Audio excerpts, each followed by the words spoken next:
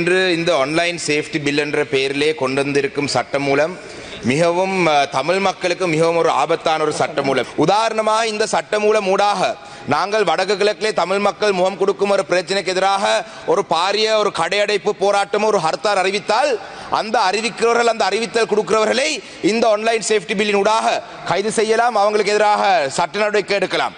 அதே போலதான் அமைச்சர் விரும்பினால் ஒரு எக்ஸ்பர்ட் ஒருவரை நியமித்து அமைச்சர் விரும்பினால் நாளைய தினம் உங்களுடைய தொலைபேசி உங்களுடைய லேப்டாப்பை எடுத்து இதிலே என்ன இருக்கின்றதை கூட எந்த ஒரு நீதிமன்றத்தினூடாக ஒரு உத்தரவு எடுக்காமல் கூட செய்யலாம் என்றது தமிழ் மக்களுக்கு விசேடமான ஒரு ஆபத்தான ஒரு விடயம். அதே போலதான் குறிப்பாக இன்று நாங்கள் புதுக்கடை பிரதான நீதிமன்றத்திற்கு முன்னால் சில நண்பர்களோடு இங்கு இருக்கின்றோம். இதற்கான காரணம் பாராளுமன்ற உறுப்பினர் திரு சாணக்கியன் அவர்கள் குறிப்பிட்ட சில நபர்கள் மீது ஒரு வழக்கு தாக்கல் செய்திருக்கின்றார்.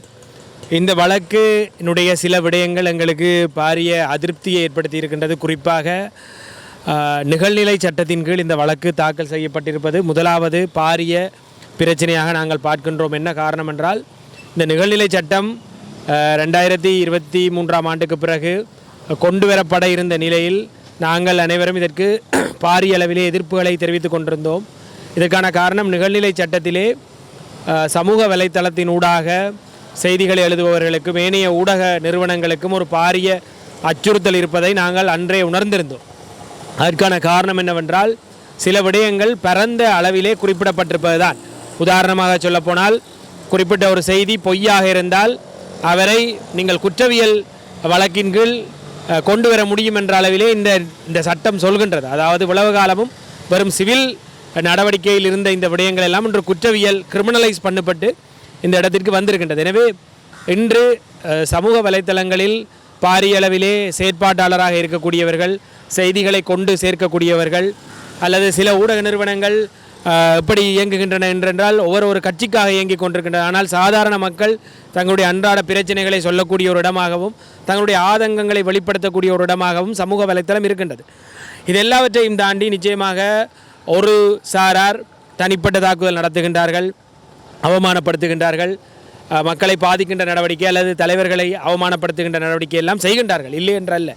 ஆனால் எப்படி பயங்கரவாத தடை சட்டத்தை ஒரு பயங்கரவாதத்தை ஒழிப்பதற்காக மட்டும் பயன்படுத்துகின்றோம் என்று கூறினால் கூட நாங்கள் ஏற்றுக்கொள்ள மாட்டோமோ, அதே போலதான் இந்த சட்டமும். இன்று குறிப்பாக எங்களுடைய சில நண்பர்கள் மேல் இந்த வழக்கு தாக்கல் செய்யப்பட்டிருப்பது பெரும் அதிருப்தியான ஒரு விடயம். அவர்கள் அரசியல் ரீதியான கருத்துக்களையே பெரும்பாலும் தெரிவித்திருக்கின்றார்கள். அவர்கள் பக்கத்திலிருந்து பார்க்கும் பொழுது அவர்கள் காட்டுகின்ற அவர்கள் எழுதிய விடயங்கள், அவர்கள் வழக்கிலே சேர்க்கப்பட்டிருக்கின்ற அவர்கள் எழுதியதென்று குறிப்பிட்ட விடயங்கள் எல்லாம் அரசியல் ரீதியாக எழுதப்பட்ட விடயங்களாகவே இருக்கின்றது. இப்படியான அரசியல் ரீதியான விமர்சனங்களுக்கு வழக்குகளை தாக்கல் செய்யும் பொழுது எதிர்காலத்தில் தமிழ் மக்களாக ஒரு அடக்குமுறைக்குட்பட்டிருக்கின்ற ஒரு சமூகமாக நாங்கள் சிங்கள பேரினவாதம் தொடர்பாக சில விடயங்களை எழுதும் பொழுது அவை பொய்ச் செய்தி என்ற வரையறைக்குள் வரலாம். நாளை அவர்கள் எங்கள் மேல் வழக்கு தொடரலாம். இப்படி மாறி மாறி வழக்குகள் தொடரப்பட்டால் எங்களுக்கு கருத்து சுதந்திரம் என்பது முற்றாக மறுக்கப்படக்கூடிய ஒரு நிலை இருக்கின்றது. இன்று அனைத்து சமூகங்களும் அரசியல்வாதிகளும் அரசாங்கங்களும் பொய்யென கூறுகின்ற விடயத்தை சாட்சியாக தமிழ் மக்கள் கூறிக்கொண்டிருக்கின்றார்கள். காணாமல் ஆக்கப்பட்டோர் ஆகட்டும், அரசியல் கைதி விவகாரமாகட்டும், அல்லது விடுதலை புலிகள் தொடர்பான நினைவேந்தல் விடயங்களாகட்டும், மக்கள் மத்தியிலே பல்வேறு நியாயங்கள் இருக்கின்றன. ஆனால் அவையெல்லாம் சட்டத்தை தாண்டிய விடயங்களாக இருக்கின்றது. எனவே அரசியல் என்பது சட்ட வரையறைக்குள் உட்படுத்த முடியாத ஒரு விடயம் என்பதை நாங்கள் தெளிவுபடுத்த விரும்புகின்றோம்.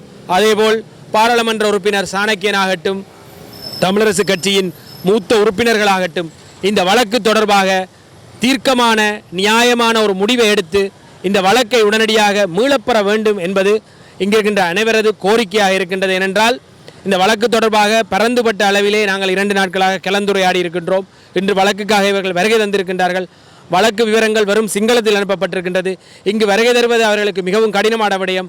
யாழ்ப்பாணத்திலிருந்து, கிளிநொச்சியிலிருந்து, மட்டக்களப்பிலிருந்து பாரிய அளவிலே செலவுகளை செய்து தங்களுடைய வேலைகளை விட்டு வந்திருக்கின்றார்கள். இவர்கள் எங்களுடைய மக்கள், எங்களுடைய இளைஞர்கள். எனவே இவை தொடர்பாக நாங்கள் சில விடயங்களை கருத்தில் கொள்ள வேண்டும் என்பது என்னுடைய தனிப்பட்ட கோரிக்கையாக இருக்கின்றது, எங்களுடைய நண்பர்கள் சார்பான ஒரு கோரிக்கையாகவும் இருக்கின்றது. அது மட்டுமல்லாது நிகழ்நிலை சட்டத்தை பாவிப்பது என்பது அடக்குமுறையை நாங்களே ஊக்குவிப்பது போன்ற ஒரு செயல் என்பதையும் நான் இந்த இடத்திலே ஆணித்தனமாக இதனை பாவித்தவர்களுக்கும் பாவிக்கவிருப்பவர்களுக்கும் தெளிவாக கூறிக்கொள்கின்றேன். எனவே இது தொடர்பான சரியான பார்வையும் சரியான அரசியல் நிலைப்பாடும் எங்களுக்கு அவசியம் என்பதை கூறிக்கொள்கின்றேன். நன்றி.